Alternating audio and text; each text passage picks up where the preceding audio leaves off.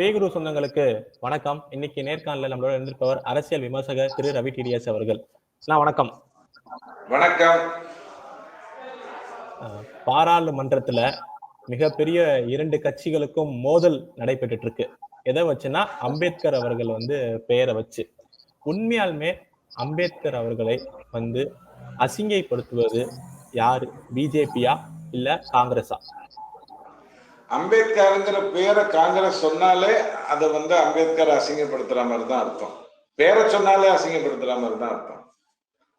ஆனால் அம்பேத்கர்னு சொல்றதுக்கு பதிலா நீங்க கடவுளே கடவுளேன்னு சொல்லியிருந்தா உங்களுக்கு மோட்சமாவது கிடைச்சிருக்கும் அப்படின்னு ஏன் சொல்றாங்கன்னா, ஒரு பாவியை பார்த்து என்ன சொல்லுவாங்கன்னா, மகான்கள் யோகிகள், ஐயா நீ தொடர்ந்து இதே மாதிரியே பெண்கள் பின்னாடி போயிட்டே இருந்தீங்கன்னா, மதம் ஆச்சரியம் காமம் அப்படியே போயிட்டு இருந்தீங்கன்னா ரொம்ப நல்லது இல்லை, அதுக்கு பதிலா தியானத்துல இருந்தீங்கன்னா நல்லா வரும்னு சொல்லுவாங்க. இது காமத்தையோ அல்லது மதமாச்சரியத்தையோ கேவலப்படுத்துறதுன்னு அர்த்தம் இல்லை. நீ இப்படியே பண்ணிட்டு இருந்தீங்கன்னா நீ சரியா வரமாட்ட அப்படிங்கிற அடிப்படையில சொன்னது. இவங்க பாவம் ரொம்ப கஷ்டப்படுறாங்க. ஏதாவது ஒரு விதத்துல பிஜேபி பலவீனமாக இருக்கிறது, பிஜேபி இந்த நாட்டுக்கு எதிரானது, பிஜேபி இடஒதுக்கீடு எதிரானது, பிஜேபி கான்ஸ்டிடியூஷனை மாத்திரும் இப்படின்னு இந்த பூம்பு மாட்டுக்காரங்க வருவான் பாருங்க. சாரி, பூம்பு மாட்டுக்காரங்க நம்ம இந்த காலையில சொல்லுவார், அவர் பேர் மறந்து போச்சு, ரொம்ப நாள் ஆச்சு அந்த மாதிரி நடிகர்களை பார்த்து. ஜோசியரா காலைல ஜோசியம் சொல்லுவாங்களா? காலைல ஜோசியம் சொல்லுவாங்களே டிவில, அதுவா? இல்லைங்க, அவர் பாவம் நம்ம வீட்டுல குடுகுடு பாண்டி மாதிரி இந்த வீடு நல்ல காரியம் நடக்க போகிறது, இந்த வீடு நாசமாக போக போறது, இந்த வீட்டு பொண்ணு ஓடி போக போகுது இப்படிங்கிற மாதிரி குடுகுடுப்புக்கார மாதிரி எதையாவது பிஜேபி மேல சொல்லிட்டு இருக்காங்களே ஒழிய, அம்பேத்கர் இந்த கான்ஸ்டிடியூஷன்ல எதையெல்லாம் கொண்டு வருவதற்கு தயங்கினாரோ அதை எல்லாமே இன்னைக்கு இல்லாமல் செய்திருக்கிறது. 370 தயங்கினாரு, எடுத்துடுச்சு. யுஏ பற்றி அவர் தெளிவா பேசினாரு, யூசிசியை பற்றி அவர் தெளிவா பேசினாரு, சிவில் கோடுகளை பற்றி தெளிவா பேசினாரு, இடஒதுக்கீடு காலகட்டம் எப்படி இருக்கணும்ங்கிறத அவர் சொன்னாரு. அவர் என்ன சொன்னாரோ அதைத்தான் பிஜேபி செஞ்சுட்டு இருக்கு. இந்த இடத்துல அவர் சொன்னதை மீறி ஒண்ணு நடந்திருக்குன்னு நீங்க சொல்லவே முடியாது. ஒரே ஒரு இடத்துல மீறி இருக்கு, அது கூட நல்லதுக்கு தான் இவங்களுடைய பார்வையில கூட. அதாவது கோர்ட் சொல்லுது, கிரீமி லேயர் நம்ம வழிவகுக்க கூடாது, அதாவது ஒரு இடஒதுக்கீடின் மூலமாக பணக்காரர்கள் மட்டும் லாபம் அடைகிற மாதிரி ஒரு சிஸ்டத்தை வைக்க கூடாதுன்னு கோர்ட் தீர்ப்பு கொடுத்ததுக்கு அப்புறமும் இல்லைங்க, அது கொஞ்ச நாளைக்கு அப்படி இருந்ததாகணும், வேற வழி இல்லை அப்படின்னு சொல்லி அதை ஏற்றுக்கொண்டு பிஜேபி செயல்படுகிறது. ஆனால் அம்பேத்கர் இடஒதுக்கீடுக்கு அவர் வைத்த காலகட்டம் 10 வருடமோ 15 வருடமோ. யாரா இருந்தாலும், எந்த அறிவாளியாக இருந்தாலும், ஒரு சமுதாயம் முன்னேறணும் அப்படின்னு சொன்னா ஒரு தலைமுறை தூக்கி விடலாம், 2 தலைமுறை தூக்கி விடலாம், 7 தலைமுறையா நீங்க தூக்கி விட்டு என்னத்தை சாதிச்சீங்க? திரும்ப ராகுல் காந்தி தான் பிரதமராக முடியும், இன்பநிதி தான் முதல்வராக முடியும். இது நீங்க எங்கிருந்து சாதிச்சீங்க? எந்த பட்டியலை தவிர மேல கொண்டு வந்தீங்க? அல்லது தாழ்த்தப்பட்டதாக சொல்லப்படுகின்றவங்களை நீங்க எங்கிருந்து மேல ஏத்துனீங்க? கேள்வி வருது இல்லையா? அம்பேத்கர் எதற்காக போராடினாரோ அதை எல்லாமே பிஜேபி செய்து கொண்டுதான் வருது. இது 4 வருஷத்துக்கு முன்னாடியே 3 வருஷத்துக்கு முன்னாடியே இளையராஜா ஐயா கூட சொன்னாரு, அம்பேத்கரும் மோடியும் அப்படிங்கிற அந்த புத்தகத்தினுடைய முன்னுரை எடுக்கும் போது சொன்னாரு. எல்லாருமே சொல்லிட்டு இருக்காங்க. இவங்க குடுகுடு பாண்டிகை அது மாதிரி டெய்லி காலையில சுடுகாட்டுல இருந்து கிளம்பி வந்த மாதிரி சுடுகாட்டுல போட்டு போயிச்சது காங்கிரஸ். காலையில இந்த வீட்டுல பொண்ணு ஓடி போயிடும், இந்த வீட்டுல எலி வந்துருச்சு, இந்த வீட்டுல புலி தாக்கும்னு லூசுத்தனமா பேசிட்டு இருந்தாங்க. பாராளுமன்றம்ங்கிறது ஒரு விவாதம் நடக்க வேண்டிய ஒரு இடம். அங்க நீங்க உட்கார்ந்துட்டு என்ன திசை திருப்பி என்ன பிரச்சனை? இப்ப அம்பேத்கர் அவர்களை கையில இருக்கிறதுனால காங்கிரஸ்க்கு என்ன லாபம்? அதாவது பிஜேபியை பலவீனப்படுத்தி விட்டோம், பாராளுமன்றத்தை நடத்த விடவில்லை. இந்த நாடு முன்னேறதுக்கு அவர் 24 வருடங்களில் இந்தியா எங்க இருக்கணும்ங்கிற சிந்தனையோட மோடி செயல்படுறாரு. அதை நாங்க நாசப்படுத்திட்டோம். இந்தியா ஒருமைப்பாட்டு உள்ள ஒரு நாடு இல்ல, இங்க சிறுபான்மையை நசுக்கப்படுகிறார்கள், ஊரா போய் நாங்க பொய் சொல்லிட்டோம். ஒரு சீக் டர்பன் அணிய முடியாதுன்னு பொய் சொல்லிட்டோம். 3000 சீக்குகளை நாய சுடுற மாதிரி சுட்டு கொன்ன காங்கிரஸ் வெக்கமான சூடு சொரணை இல்லாம போய் சீக்கியர்களை பற்றி பேசியது. நீ பேசாதேங்கிறாரு மோடி. அமித்ஷா அதைத்தான் சொல்றாரு, நீ அதை பேசாத, உனக்கு அதுக்கு தகுதியே கிடையாது அப்படின்னு எடுத்து சொல்றாரு. சோ இவங்க பெருமை பீட்டிக் கொள்கிறார்கள். நான் என்ன பண்ணிட்டேன் தெரியுமா, எப்படி பண்ணிட்டேன் தெரியுமா அப்படின்னு. ஒரு உதாரணத்துக்காக மட்டும் சொல்றேன், அதை வேற எந்த விதத்தையும் தப்பா எடுத்துக்காதீங்க. ஒரு மனைவியை ஒரு கணவன் அழித்து கொண்டே இருந்தான்னு சொன்னா, அந்த மனைவி அமைதியாக இருந்தான்னு சொன்னா, கண்டிப்பா அவ வந்து ஒண்ணு பெரிய பூமி தாயாக இருக்க வேண்டும், ரொம்ப பொறுமையான ஒரு பெண்ணா இருக்க வேண்டும், அல்லது வேற ஒரு கள்ள தொடர்பு இருக்க வேண்டும். இவங்க திரும்ப திரும்ப இந்த நாடு நாசமா போயிடுச்சு, இந்த நாடு வந்து மோடி கையில இருக்கு, இந்த கான்ஸ்டிடியூஷனையே மாத்திருவாங்க அப்படின்னு இவங்க பொய்களை சொல்லிட்டு அதுக்கேத்த மாதிரி பண்ணிக்கிட்டே இருக்கிறதுன்னு ஒரு சிஸ்டத்துக்குள்ள கொண்டு வந்தாங்கன்னு சொன்னா, அமைதியா இருக்கிற ஒரே காரணத்துக்காக பிஜேபி வந்து அதை விடு, அவங்க மாட்டு கத்திக்கிட்டு இருக்கட்டும், மைக் ஆஃப் பண்ணியாச்சு, சவுண்ட் எப்படியும் கேட்காது, நேரலையில மக்கள் பார்த்துட்டு இருக்காங்க, தமிழக சட்டசபை மாதிரி வெட்டி ஒட்டி காட்டுற கதையெல்லாம் கிடையாது, ஸ்ட்ரைட்டா காலையில தொடங்கிச்சுன்னா சாயங்காலம் வரைக்கும் கேமரா வந்து லைவா ஓடுது, மக்கள் பார்த்து கொண்டிருக்காங்க, அவங்க பண்ணட்டும், நாம மசோதாக்களை பேசுவோம், நாம வந்து விவாதம் பண்ணுவோம் அப்படின்ட்டு ஒரு ஆட்சியை நடத்தி கொண்டிருக்கு. ஆனால் இவர் இன்னும் நம்புறாரு, இந்தி கூட்டணியில் இருக்கிறவங்களே இவரை கைவிட்டுட்டாங்க, அவங்க யாருமே இதுக்கு சப்போர்ட் பண்ணல, ஃபேன்சி ட்ரெஸ் காம்படிஷன் நடத்திட்டு இருக்காரு. திமுக இங்க போராட்டம் பண்றாங்களே தமிழ்நாட்டுல சுத்தி திமுக விசிக வந்து இதே புள்ளி வைத்த கூட்டணியில இருக்கவங்க ஆதரவு கொடுத்து இங்க போராட்டம் பண்றாங்களே. அதாவது பிஜேபிக்கு எதிரான ஒரு கருத்து மாட்டுச்சுன்னா திமுக அதை உடனே ஏன் எடுத்துக்கணும்னா, தொலைக்காட்சியில 18 வருஷம் 19 வருஷமா மீடியால இருக்கிறவங்க எல்லாம் நெறியாளர்களா இருக்காங்க இல்லையா, அவங்க வந்து திமுகவை பற்றி பேசிடக்கூடாது. 8,30,000 கோடி ஏன் கடன் வாங்கினீங்க, அது எதற்காக செலவழித்தீங்கன்னு கேட்டக்கூடாது. பட்ஜெட்ல வந்து இந்த வருஷம் உங்களுக்கு டெபிசிட் வர்ற மாதிரி இருக்கே, நாடு திவால் ஆகிறதுக்கான வாய்ப்புகள் இருக்கு, இந்தியாவிலேயே தமிழகம் தான் அதிக கடன் வாங்கிய ஒரு இடம்னு மாறி இருக்கு, இதெல்லாம் பற்றி நீங்க எப்ப பேச போறீங்க அப்படின்னு பேசிடக்கூடாது. அவங்க வந்து நம்ம ஸ்டாலினை ஆட்சி செய்யறதுனாலதான் நம்ம வந்து கிராண்ட் ஸ்லாம், அதாவது கிராண்ட் மாஸ்டர் ஆயிட்டோம் 17 வயசுல, அவர் ஆனதுக்கு காரணமே நாங்க தான், சென்னையே செஸ் தான் அப்படின்னு எல்லாம் பீத்திக்கிட்டாங்கன்னா அதுக்கு உட்கார்ந்து விவாதம் நடத்தணும். சோ திமுக என்ன பண்ணும், மடை மாற்றுவதற்கான எல்லா வேலைகளையும் அது செய்யும். இந்த போலி வாட்ச்மேன் இருக்கான் பாருங்க, இந்த போலி வாட்ச்மேன் என்ன பண்ணுவான், முதலாளி வந்த உடனே போ அப்படின்னுவான், அது வரைக்கும் அவன் தூங்கிட்டு இருந்திருப்பான், டப்புக்குன்னு எந்திரிச்ச உடனே எதையாவது இந்த போலி வாட்ச்மேன் வேலையை இவங்க உட்கார்ந்து பண்ணிட்டு இருக்காங்க. அதனாலதான் போராட்டம் நடத்துறாங்க.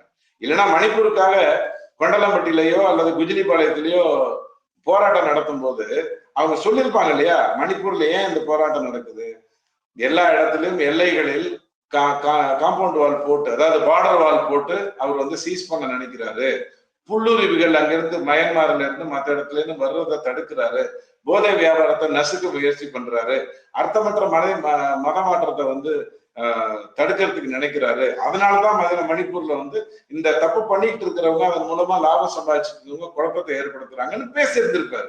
ஆனா அங்க ஒரு வாய்ப்பு கிடைச்ச உடனே பத்தியா பெண்களை நாசப்படுத்துகிறார்கள் மணிப்பூர்ல, என்ன கதை, இவர்களுடைய அரசியல் கேவலமானது. இவங்க எதை முன்வைக்கிறாங்கிறது பத்திரிகையை சார்ந்தவர்கள் ரொம்ப வருஷமா 19 வருஷம் 18 வருஷம்லாம் பத்திரிகையில இருக்காங்க அப்படின்னு சொன்னா அவங்களுக்கு ஒரு மனசாட்சின்னு ஒண்ணு வேணும், எதை பேசணும். உடனே அவங்க என்ன பண்ணுவாங்க, வடக்குல இருக்கிற மீடியா எல்லாம் வந்து பிஜேபியை சப்போர்ட் பண்ணலையான்னு கேட்பாங்க. வடக்குல இருக்கிற மீடியா வந்து பிஜேபி செய்கின்ற நல்லதைகளை எடுத்து சொல்லுகிறது, அது சப்போர்ட்னு அர்த்தம் இல்லை. ஒரு பத்திரிகையாளன் அதை தான் பண்ணணும்.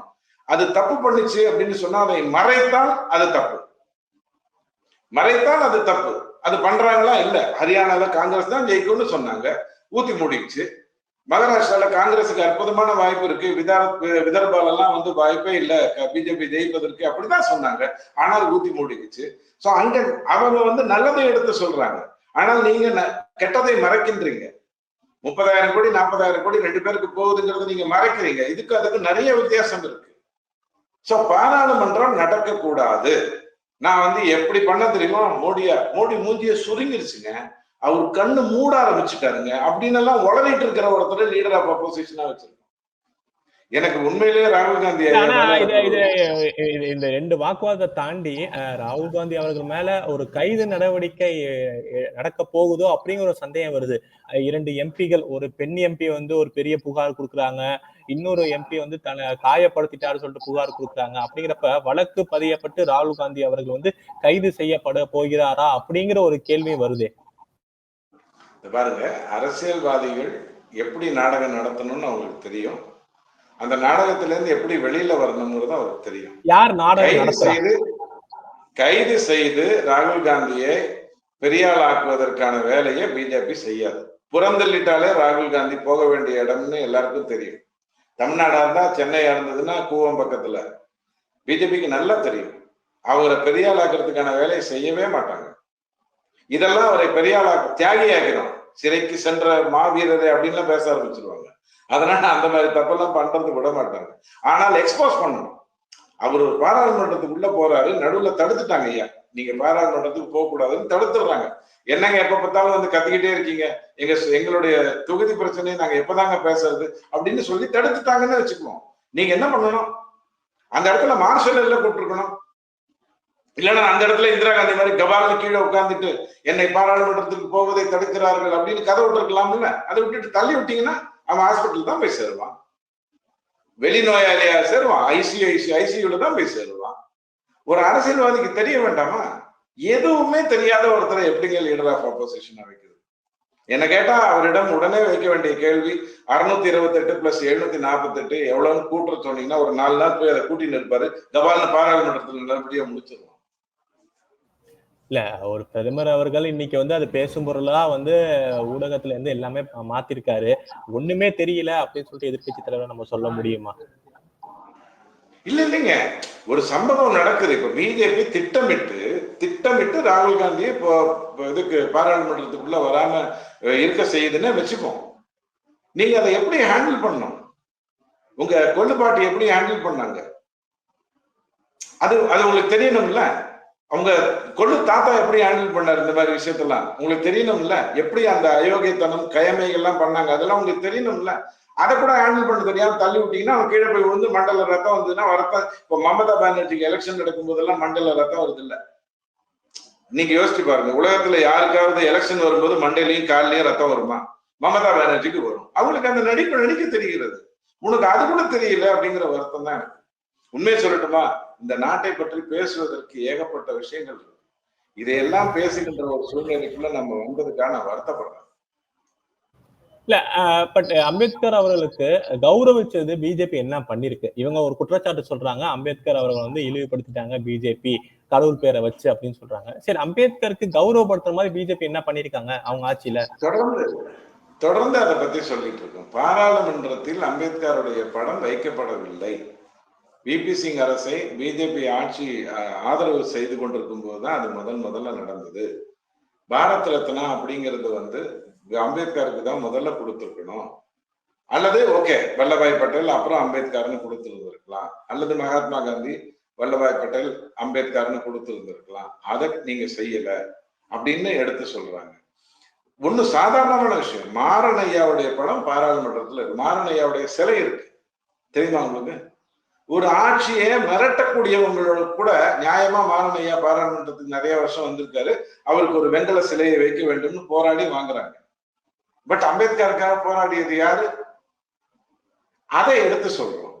அதோட இல்லாம ஐயா சவிதா அம்பேத்கர்னு அவருடைய 2வது மனைவி ஒரு புத்தகம் எழுதியிருக்காங்க. அதுல என்ன எழுதியிருக்காங்கன்னு படிங்க அப்படின்னு சொல்லி எடுத்து சொல்றோம். அவர் எம்பியாகவோ எம்எல்ஏவாகவோ வந்துடக்கூடாதுங்கிறதுக்காக ஜவஹர்லால் நேரு எப்படி பிரச்சாரம் பண்ணாரு அப்படின்னு நாம கேட்கிறோம். உடனே அவங்க வந்து சாவர்கர் கூட தான் எதிர்த்தாரு அப்படின்னு சொல்றாங்க.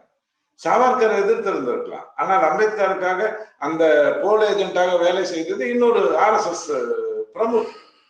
நீங்க நிறுத்தி வச்சது அம்பேத்கருடைய பிரைவேட் செக்ரட்டரியா. இப்படியான கேவலமான விஷயங்கள் எல்லாம் நீங்க பண்ணிட்டு நீங்க பேசாதீங்கன்னு சொல்றோம். இது எல்லா ஊடகங்கள்லயும் வருது. அண்ணாமலை ஐயா எடுத்து சொல்றாரு, அமித்ஷாவே தெளிவா சொன்னாரு. அதைத்தான் சொல்லிட்டு இருந்தாரு. 75 வருடமாக நம்ம குடியரசு ஆகிருக்கோம், இதை நம்ம பாராளுமன்றத்துல கொண்டாடுறோம். இந்த சூழ்நிலையில அந்த புத்தகம் வருவதற்கு காரணமாக இருந்த அம்பேத்கரை இவங்க எப்படி எல்லாம் அசிங்கப்படுத்தினாங்க அப்படிங்கிறத எடுத்து சொல்றாரு. முதல்ல அந்த லிஸ்ட்லயே அம்பேத்கரை கொண்டு வரல. ஒரு வெளிநாட்டவரை கூப்பிட்டு வந்து பண்ணலாம் அப்படின்னு நேரு நினைச்சிட்டாரு. வெளிநாட்டவர்னா அவர் கூட அவங்களுடைய காதலியோ மனைவியோ அந்த மாதிரி யாராவது வருவாங்க, அவங்க எல்லாம் கரெக்டா கவனிச்சு அப்படி ஒரு கேவலமான ஒரு விஷயமா போயிடுச்சு. அப்படி பண்ணக்கூடாது. இந்தியர்களுக்கு தெரியும் எதை இந்தியாவுக்கு கொடுக்கணும்னு. அதன்படி அம்பேத்கர் வரணும் அப்படின்னு மகாத்மா காந்தி அட்வைஸ் பண்ணி தான் வர முடிஞ்சது. அம்பேத்கருக்காக நீங்க என்ன செய்வீங்கன்னு கேட்டா திமுக ஒருத்தர் என்ன சொல்றாரு, சட்டக்கல்லூரிக்கு பேர் வச்சோம். எப்போ? 1960லயா, 65லயா, 70லயா, 77லயா, 2006லயா? ஏன்னா அந்த ஆள் செத்து போய் 50 வருஷத்துக்கு பேர் வைப்பீங்க சென்ட்ரல் ஃபண்டுன்னு தெரிஞ்ச உடனே. இப்படி எல்லாம் பேசுவதை நிறுத்திடுங்க. அம்பேத்கருடைய எண்ணம் என்னவோ அந்த எண்ணத்துக்கு ஏற்ற மாதிரி நம்ம ஆட்சியை நடத்தணும் அப்படின்னு நம்ம எடுத்து சொல்றோம். இதுல என்ன தவறு இருக்கு? சரிங்க, நான் உன்னை பேச்சுக்கு சொல்றேன், நீ எதுவும் கொடுக்கல நான் தான் கொடுத்தேன் அப்படின்னு வீரபாண்டிய கட்டபொம்மன் வீரபாண்டிய கட்டபொம்மன் ஜாக்சன் துரைட்ட கேட்ட மாதிரி கிஸ்தி திரை வட்டி வரின்னு டயலாக பேசிட்டு இருக்க முடியும்? செயலின் மூலமாக அவருடைய மணிமண்டபம் கட்டுறதுக்குன்னு ஒரு முடிவு எடுக்கிறாங்க. 10 வருடங்களாக வாஜ்பாய் அரசின் போது முடிவு எடுக்கிறாங்க. 10 வருடங்களாக திமுக அங்கேயும் கை வச்சுட்டு இங்கேயும் புறங்கை நகரத்துக்கு வந்துருச்சு. மன்மோகன் சிங் ஆட்சியில திமுகவுக்கு ஒரு ஏற்பாடு இருந்தது. அந்த டைம்ல நீங்க வந்து அந்த மணிமண்டபத்தை அமைச்சிருக்கலாம், அதை பற்றி பேசியிருக்கலாம் அப்படின்னு நம்ம கேட்டோம். குறைந்தபட்சம் இலங்கைக்கு கொண்டு போய் ராஜினாமா கருணாநிதி ஐயாட்ட கொடுத்தீங்க பாருங்க. அந்த மாதிரி மணிமண்டபம் கட்டாதனால நான் வந்து கோபாலபுரத்துல கொடுத்துருக்கேன் எல்லாருடைய ரெசிக்னேஷன் லெட்டரும் அப்படின்னு எதையாவது ஒண்ணு பண்ணியிருந்தீங்கன்னா பரவாயில்ல. ஒண்ணுமே நீங்க அம்பேத்கரை பத்தி சிந்திக்கவே இல்லை. விசிகா வந்து இங்க அம்பேத்கரை பற்றி பேச ஆரம்பித்த உடனே தான் திமுக வந்து அந்த விஷயத்தை பெருசா எடுத்துக்கிச்சு. இதெல்லாம் நாடக ரகசியம். ஐயா, ஒரு தலைவனை நீங்க என்ன இப்ப அம்பேத்கர் அவர்களை வச்சு பிஜேபிய என்ன மாதிரியான போர்ட்ரேட் பண்ண பாக்குறாங்க எதிர்கட்சிகள்? அதுல இப்ப தாவேகா தலைவர் விஜய் அவர்கள் கூடயும் இதை கண்டனம் பண்ணி அறிக்கை விட்டுருக்காங்க. ஆமா, விஜய்க்கு பயங்கரமா கோவம் வந்துச்சு. என்னது அம்பேத்கரை பத்தி பேசிட்டீங்களா அப்படின்றாங்க. என்ன பேசினாருன்னு அப்புறம் தான் கேட்டுக்கிட்டாரு. அது வேற விஷயம். முதலே கோவப்பட்டுட்டாரு. ஏங்க, காமராஜை அண்டங்காக்கான்னு சொன்னவங்க அவங்களோட கூட்டணி வச்சுட்டு உட்கார்ந்து இருக்காங்க.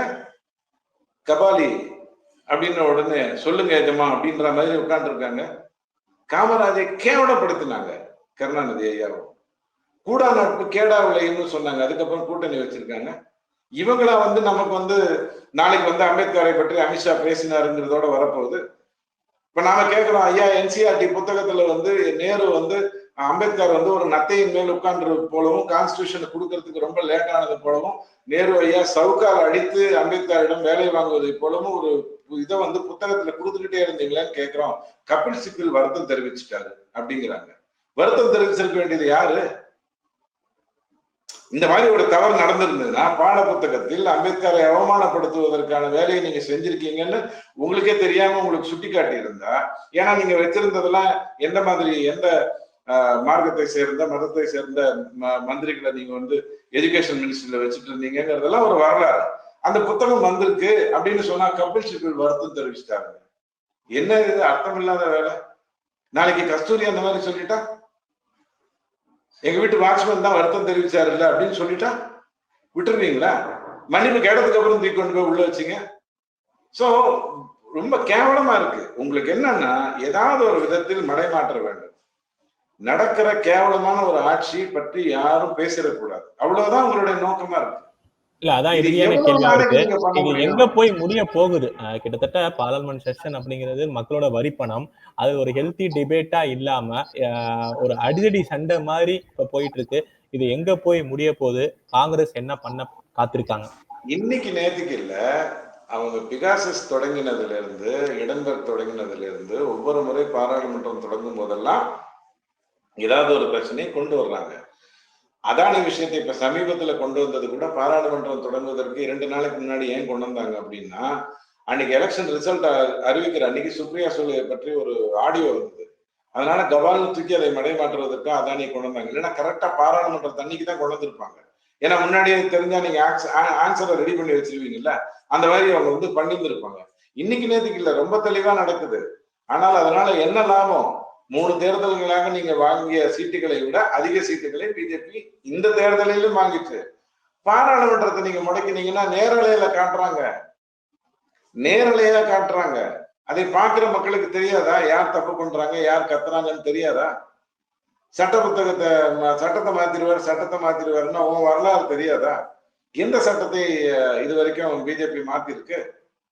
ஒரே நாடு ஒரே தேர்தலுங்கிறது அம்பேத்கர் சொன்ன விஷயம் தானே. எதையுமே மாற்றப்படலையே. சரி செய்யற வேலையை செஞ்சுக்கிட்டு இருக்கோம். நீ குப்பையை கொட்டிக்கிட்டு இருந்த 50-60 வருஷமா அப்படின்னு எடுத்து சொல்றோம். சோ மக்கள் இதை பத்தி கவலையப்பட மாட்டாங்க. எப்படி லஞ்சத்தை பத்தி யாரும் கவலைப்படலையோ, தியாகராஜன் ஐயாவே ஒரு ஆடியோல 30,000 கோடி 2 பேர்கிட்ட போகுது, என்ன பண்ணணும்னு அவங்களுக்கு தெரியல. செந்தில் பாலாஜியால கூட, ஏன்னா அவர் உலக விஞ்ஞானி, அவரால கூட இந்த 30,000 கோடி எப்படி வெள்ளையாக்குறதுங்கிறது தெரியல அப்படின்னு புலம்புறாரு. அதுக்கப்புறமும் மக்கள் வந்து லஞ்சத்தை பத்தியோ ஊழலை பற்றியோ கவலைப்படாம இருக்காங்கன்னு சொன்னா அவங்க பிரச்சனை வேற. ஆனால் தமிழகத்தில் ஒரு கூட்டணி ஆட்சி அமைக்கணுங்கிற ஒரு கோடு போட்டுட்டாலே திமுக வந்து ஆட்டம் கண்டுடும். ஏன்னா திமுக கூட்டணி ஆட்சி அமைக்காது. அது அடிமைகளை வைத்துக்கொண்டு அவங்க தூக்கி தூக்கி போட்டு இந்த பிஸ்கட் எடுங்க, இந்த எலும்பு எடுத்துக்க அப்படின்னு சொல்லிட்டு போட்டுட்டு தன்னுடைய ஆட்சி தன்னுடைய இதோட தான் அதை வச்சுக்கும். ஸோ கூட்டணி ஆட்சி அதிகார பகிர்வுன்னு வந்துட்டாலே திமுக ஆட்டம் காண ஆரம்பிச்சிடும். கூட்டணி எல்லாம் வாக்கு வாங்குறதுக்கு மட்டும்தான், கரெக்டா பணம் கொடுத்தா கொண்டு போய் கொடுக்கறதுக்கு மட்டும்தான், வேற எதுவுமே கிடையாது அப்படிங்கிற ஒரு எண்ணத்தோட அது இருக்கு. ஸோ 2026 தமிழகத்தில் பாராளுமன்றத்தை பொறுத்த வரைக்கும் தொடர்ந்து காங்கிரஸ் தோத்துக்கிட்டு இருக்கு. அவங்களால என்ன பண்ணுவாங்க சொல்லுங்க? சொக்காய் கழிச்சுக்க முடியுமா? விதவிதமா கலர் கலரா ட்ரெஸ் போட்டு வர்றாரு, ப்ளூ கலர்ல ட்ரெஸ் போட்டு வர்றாரு, ஒரு பைய தூக்கிட்டு வர்றாரு, அதுல அதானியும் மோடியும் இருக்கிற மாதிரி. இதெல்லாம் நீங்க பைய தூக்கிட்டு வந்தாதான் உங்க காங்கிரஸ்காரனுக்கு தெரியுமா? அதுக்கு பதிலா 1,00,000 பைய டைப் ரெடி பண்ணி எல்லா இடத்துலயும் கொடுத்தீங்க அப்படின்னா மக்கள்லாம் அதை போட்டு போவாங்க. யாரு? மோடியும் அதானியும் பக்கத்துல இருக்கிறத மக்கள் போட்டு, நீ ஒரே ஒரு பைய பண்ணிட்டு நீ மட்டும் போட்டு வந்தீங்கன்னா இந்த கமலஹாசன் படத்துல முத்தம் கொடுக்குற மாதிரி ஆயிடும். பாக்குறவனுக்கு கட்டுப்பா இருக்கும். ஏன்னா அவருதான் முத்தம் கொடுத்துன்னு இருப்பார். பாக்குறவன் அப்படின்ற மாதிரி இருக்கும். அப்படி இருந்து என்ன பிரயோஜனம்? சோ அட்லீஸ்ட் அந்த டிராமாவையாவது ஒழுங்கா செய்யுங்க. இந்த ஃபேன்சி ட்ரெஸ் காம்படிஷன்ல தொப்பி கரெக்டா வச்சுக்க முடியாம மீசையை வச்சுக்கிட்டு பாரதியார் வேஷத்துக்கு ஒரு சின்ன குழந்தை வருமே, அந்த வேலையெல்லாம் பண்ணாதீங்க. இது ஃபேன்சி ட்ரெஸ் இல்லைங்க, நாடுங்க அப்படின்னு எடுத்து சொல்ல வேண்டிய அவசியம் வருது. பட் அவரை ஜெயில தான் போட வேண்டிய அவசியம் இல்லை. அப்படிலாம் அவரை தியாகி ஆகிடக்கூடாது. கண்டிப்பா பொறுத்திருந்து பார்ப்போம். நீங்க சொல்ற மாதிரி எந்த லெவல்ல இவங்க கேலி கூத்தா பாராளுமன்றத்துல காங்கிரஸ் ஆக்கிட்டு இருக்காங்க மக்கள் பார்த்துட்டு இருக்காங்க. இவ்வளவு நேரம் உங்க நேரத்தை நம்ம தளத்துக்கு வந்து பயந்தமைக்கு ரொம்ப ரொம்ப நன்றி. நல்லதே நடக்கும். வாழ்க வளமுடன்.